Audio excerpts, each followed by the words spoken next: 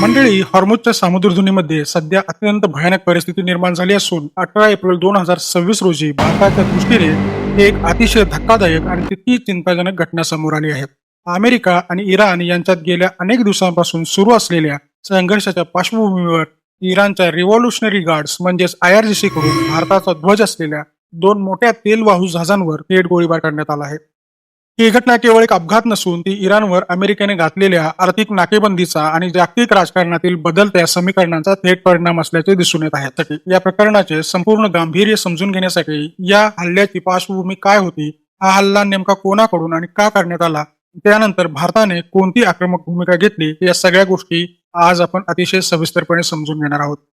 नमस्कार, मी प्रमोद आणि तुम्ही पाहत आहात डिजिटल चावडी. सध्याच्या जागतिक परिस्थितीनुसार पश्चिम आशियातील तणावाने आता धोक्याची पातळी ओलांडली आहे. रशिया युक्रेन इस्रायल पॅलेस्टाईन युद्धानंतर आता जगाचे लक्ष इराण आणि अमेरिका यांच्यातील संघर्षाकडे लागले आहे. पण यावेळी हा संघर्ष केवळ दोन देशांपुरता मर्यादित राहिलेला नाही, तर त्याची झळ आता थेट भारतीय जहाजांना आणि पर्यायाने भारताच्या अर्थव्यवस्थेला बसू लागली आहे. हॉर्मुझच्या सामुद्रधुनीमध्ये भारतीय ध्वज असलेली सन्मार हेराल्ड आणि जग अर्नव ही दोन तेलवाहू जहाजे इराणी नौदलाच्या निशाण्यावर आली. या लष्करी घटनेमुळे भारताच्या जागतिक ऊर्जा सुरक्षेला बसलेला हा आजवरचा सर्वात मोठा धक्का मानला जात आहे. संपूर्ण प्रकरणाचे मुळे अमेरिकेने इराणवर लादलेल्या आर्थिक निर्बंधामध्ये आणि त्यानंतर जाहीर केलेल्या कडक नौदल नाकेबंदीमध्ये दडलेली आहेत. अमेरिकेचा मुख्य उद्देश इराणची अर्थव्यवस्था पूर्णपणे खिळखिळी करणे आहे आणि त्यांच्या तेलाची निर्यात शून्यावर आणणे हा आहे. त्याला प्रत्युत्तर म्हणून इराणने जगाचा सर्वात महत्वाचा एनर्जी कॉरिडॉर म्हणजेच हॉर्मुझची सामुद्रधुनी रोखून धरण्याची भूमिका घेतली आहे. इराणचे असं म्हणणे आहे की जर आम्ही आमचे तेल विकू शकलो नाही तर आम्ही या मार्गावरून जगातील कोणत्याही देशाचे तेल जाऊ देणार नाही. आता आपण त्या भौगोलिक क्षेत्राचे जरा महत्व समजून घेऊ. हॉर्मुझची सामुद्रधुनी ही ओमान आणि इराणच्या दरम्यान असलेला एक अरुंद पाण्याचा मार्ग आहे. याची रुंदी काही ठिकाणी केवळ 33 किलोमीटर एवढीच आहे. पण या छोट्याशा मार्गाचे महत्व एवढे मोठे आहे, जगाच्या एकूण तेल पुरवठ्यापैकी सुमारे 30% हिस्सा याच मार्गातून जहाजाद्वारे वाहून नेला जातो. सौदी अरेबिया, इराक, कुवेत आणि UAE यांच्यासारख्या तेल उत्पादक देशांना त्यांचे तेल जगापर्यंत पोहोचवण्यासाठी याच मार्गाचा वापर करावा लागतो. जर हा मार्ग बंद झाला तर संपूर्ण जगाची चाके थांबतील, ही ताकद या अरुंद सामुद्रधुनीमध्ये आहे. 18 एप्रिलच्या या घटनेबद्दल बोलायचे झाले तर भारतीय ध्वज असलेली सन्मार हेराल्ड आणि जग अर्नव ही जहाजे इराक आणि इतर आखाती देशातून कच्चे तेल घेऊन भारताच्या दिशेने येत होती. ही जहाजे हॉर्मुझच्या सामुद्रधुनीतून जात असताना इराणी नौदलाच्या IRGCने त्यांना थांबवण्याचा प्रयत्न केला. इराणच्या म्हणण्यानुसार अमेरिकेने इराणची आर्थिक रसद तोडण्यासाठी तिथल्या बंदरांची नाकेबंदी जाहीर केली होती. त्यामुळे त्यांनी या भागात येणाऱ्या प्रत्येक जहाजावर कडक नजर ठेवण्यास सुरुवात केली आहे. या भागातून इराणला कोणताही व्यापार करू न देण्याचे अमेरिकेचे धोरण होते आणि त्याला चोख प्रत्युत्तर देण्यासाठी इराणने या मार्गावरून जाणाऱ्या कोणत्याही देशाच्या जहाजांना लक्ष्य करण्याची धमकी दिली होती. दुर्दैवाने या दोन सत्तांच्या संघर्षात भारतासारख्या मित्र राष्ट्रांची जहाजे आता भरडली जात आहेत. मरीन ट्रॅफिकच्या ट्रॅकिंग डेटानुसार ही जहाजे ठरलेल्या मार्गावरून जात असताना लारक बेटाजवळ त्यांचा वेग अचानक मंदावला. इराणच्या रिव्होल्युशनरी गार्ड्सने त्यांना आपला मार्ग बदलण्याचे आदेश दिले होते.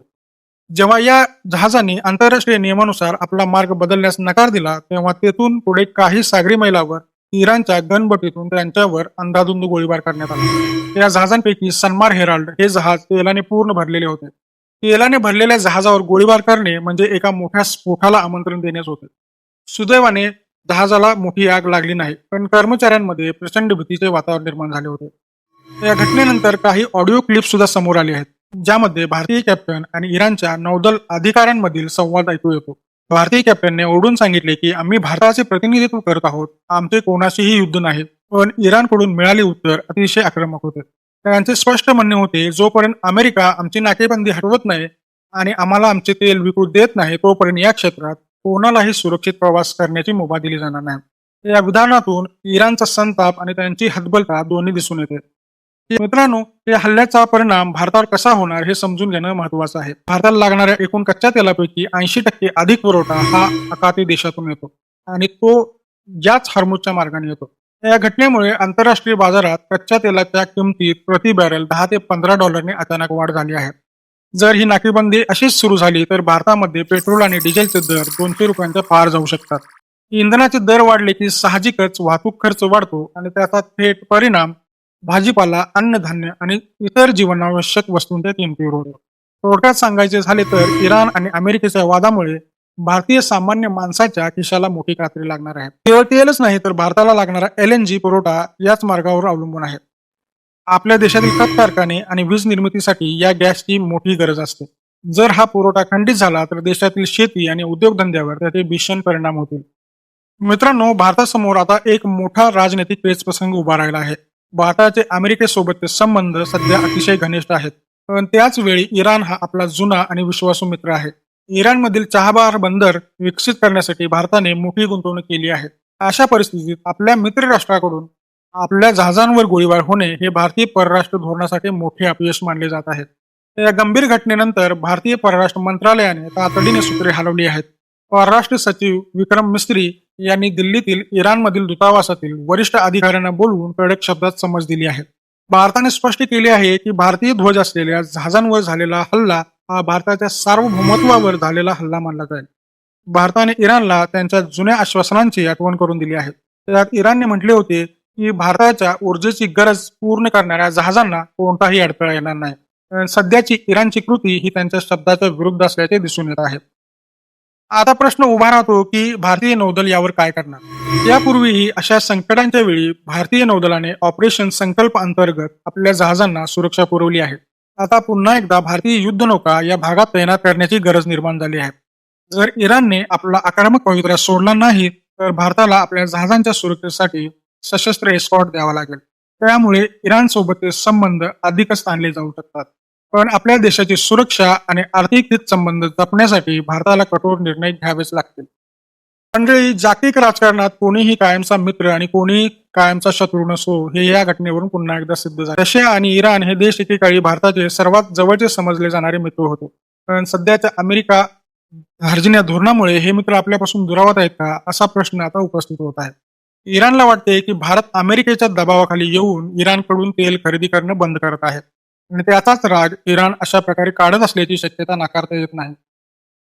येणारे काही दिवस भारताच्या परराष्ट्र धोरणाची खरी परीक्षा घेणारे ठरणार आहेत. आपल्याला अमेरिकेलाही दुखवायचे नाही आणि इराणलाही आपल्यापासून दूर जाऊ द्यायचे नाही. पण या सर्वात महत्वाचं आहे ते म्हणजे आपल्या भारतीय खलाशांचे प्राण आणि आपल्या देशाची अर्थव्यवस्था.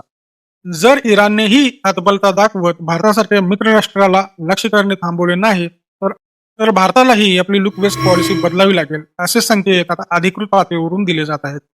भारतासाठी ही वेळ आत्मचिंतनाची सुद्धा आहे. आपण आपल्या ऊर्जेसाठी पूर्णपणे आखाती देशांवर अवलंबून राहणे किती धोक्याचे आहे हे या घटनेने दाखवून दिले आहे. त्यामुळे आता अपारंपरिक ऊर्जा स्रोतांकडे वळणे ही काळाची गरज बनली आहे. पण जोपर्यंत आपण स्वयंपूर्ण होत नाही तोपर्यंत आपल्याला या जागतिक वादाच्या आगीत आपले अस्तित्व टिकवून ठेवावे लागेल. तर मंडळी, तुम्हाला काय वाटतं, भारताने इराणला कडक लष्करी भाषेत उत्तर द्यायला हवे की चर्चेच्या माध्यमातून हा प्रश्न सोडवावा? अमेरिकेच्या मैत्रीमुळे आपले जुने मित्र आपल्यापासून दूर जात आहेत का? तुमचे मत आम्हाला कमेंट करून नक्की सांगा. ही माहिती महत्वाची वाटली असेल तर व्हिडिओला लाईक करा, तुमच्या मित्रांसोबत शेअर करा आणि अशाच नवनवीन आणि सखोल विश्लेषणासाठी आपल्या डिजिटल चावडी या YouTube चॅनलला सबस्क्राईब करायला विसरू नका. बेल आयकॉन नक्की दाबा जेणेकरून आमचा प्रत्येक व्हिडिओ तुमच्यापर्यंत सर्वात आधी पोहोचेल. आजच्या व्हिडिओमध्ये येथेच थांबतो. जय हिंद, जय महाराष्ट्र.